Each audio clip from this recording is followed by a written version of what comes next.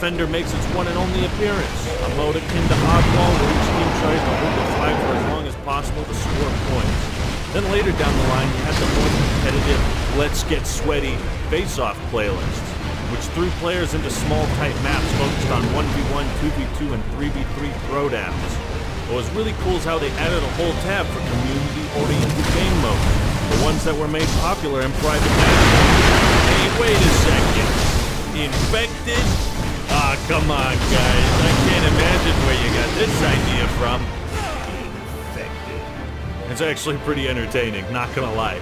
You can rack up some pretty crazy kills in this mode, but there's a problem. Only one round per match, so it's kind of tedious. On top of this, they had new and improved private match options, giving players more tools to customize their experience. That's always good. Now, I checked out Drop Zone out of curiosity, not expecting much from this one-and-done mode, and was just blown away. This is that old-school crazy that Modern Warfare 2 used to have.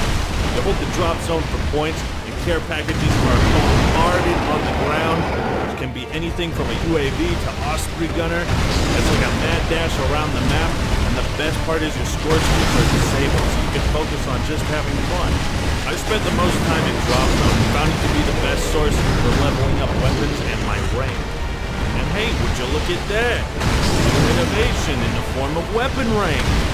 You know, it really is impressive and staggering to see just how many features that they have been carried on throughout the years. This time, every weapon-related unlock is tied to its level. All attachments, gun camos, reticles, and proficiency? That's right, each weapon class has a selection of bonus perks, which brings customization to the table. If you want less weight, go to attachments. If you want less kick, go earn. This sandbox feels like the largest out of all the games. I find myself hopping around using all sorts of different weapons just to see what they're like. Modern Warfare 3 is also the last game in the series to have the traditional class setup instead of the pick-and system, or whatever Ghosts had. A lot of balancing changes were made, there are way more tactical items to use, things are more streamlined. Only 5 perks in each category, their strength is significantly toned down, Blast Shield is now a perk instead of an equip. Every change seems to be made for the benefit of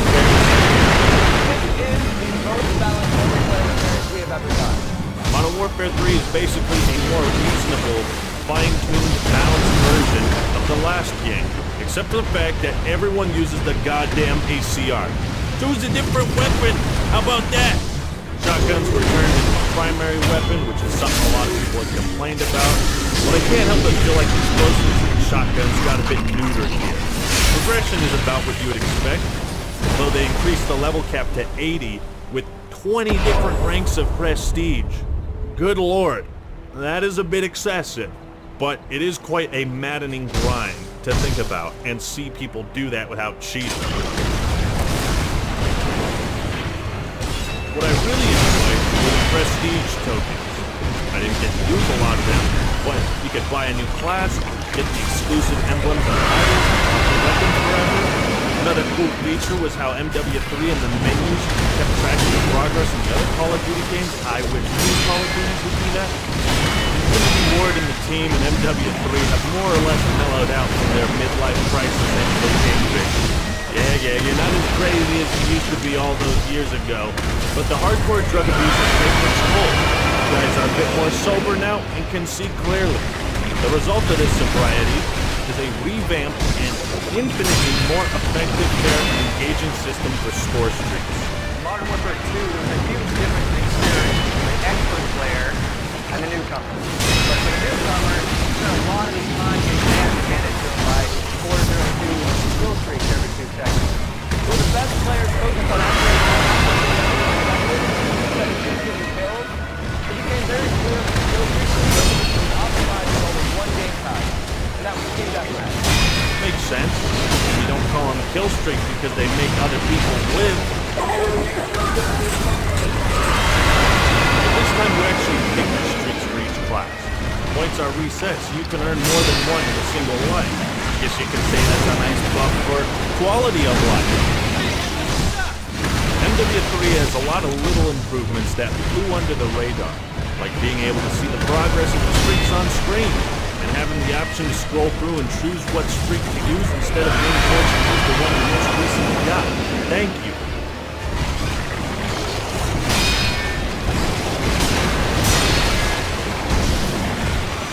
So, the point streak system is as follows. You get a point for taking an objective, scoring a kill, or shooting down certain air support. With Hardline Pro, 2 assists will net you a point.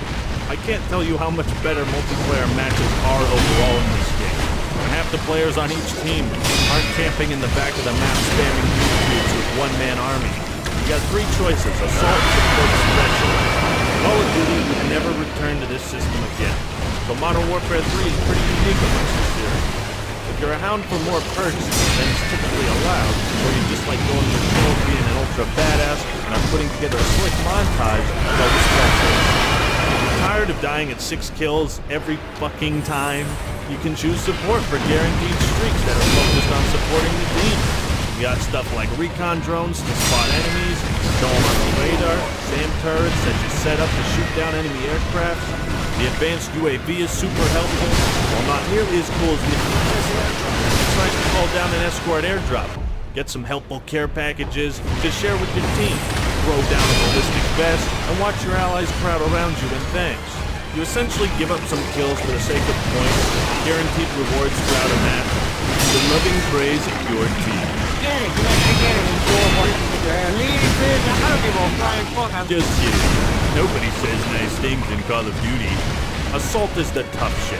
Real manly ordnance. The Osprey Gunner is a complete beast. You choose the location and it plays much like a chopper gunner, except with heavier explosive rounds. The AC-130 returns in glorious fashion. Sadly, without the classic voice acting.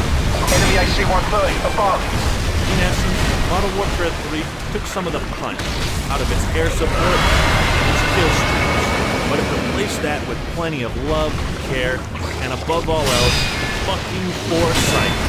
Each category has its own appeal and reason to pick it. They fit in nicely with the sandbox. Still have some fun overpowered shit in there. It's great. The offensive kill streaks are fair part, it's not the most unique tool of the series. The assault drone would eventually evolve into a much better version in Black Ops 3.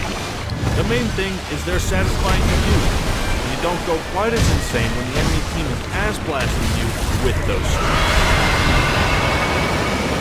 Depending on your perspective, Call of Duty Elite could have been something you loved or hated. So kudos, Activision.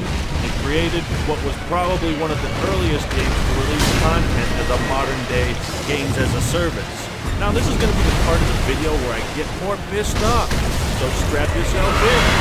If I haven't said it 1,000 times in 1,000 different ways by the end of this video, Modern Warfare 3's biggest flaw is familiarity. To be fair, there are certain games out there that got away with putting not much effort into changing the visuals. Banjo-Tooie was only a slight improvement over Kazooie, but way better in terms of gameplay. KOTOR 2 was much the same, except it was developed for over 14 months and was terribly unfinished. And the worst part of the bunch? Mega Man, who looked exactly the same for 6 games in a row. But for each of these examples, you can make a case that the lack of visual improvement wasn't a huge deal by any stretch of the imagination, because each one continuously improved in the sequel. And I would probably agree. So why is it a big deal for Modern Warfare 3? Well, I guess people just have higher expectations for the 4th best-selling video game franchise of all time. The similarities are apparent from the second you start this game. Huh.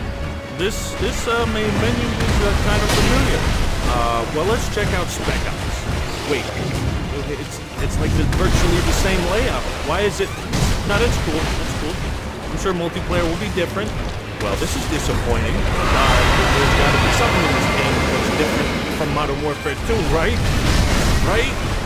You gotta be fucking kidding me. It's all the same. It's all the same. Every last menu and sub-menu. Don't get me wrong, between this game and MW2, there's hardly a shred of bad user interface. But why in Soap's name couldn't it just look different? So many of the emblems and titles are literally the exact same, with the added